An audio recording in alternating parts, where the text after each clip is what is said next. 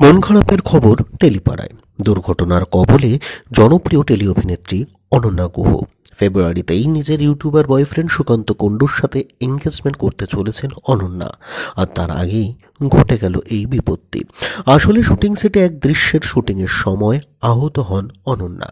বর্তমানে আদ্রিতা এবং পারিজাত চৌধুরীর মৃত্যুর বাড়িতে সঞ্জনা চরিত্রে অভিনয় করছেন অভিনেত্রী।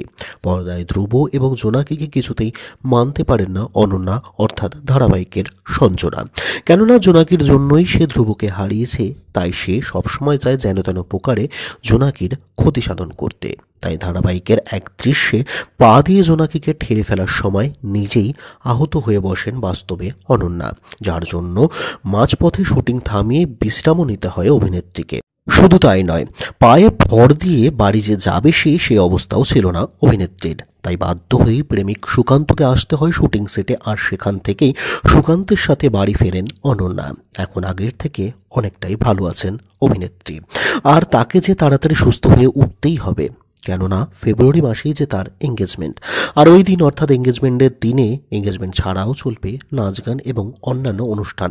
এক কথায় এঙ্গেজমেন্টের দিনটাকে বিশেষ করে তুলতে কিন্তু বদ্ধপরিকর দুজনেই। তাই সেসব পরিকল্পনাকে বাস্তবায়িত করতে হলে তাকে সুস্থ হয়ে উঠতে হবে চটজলদি।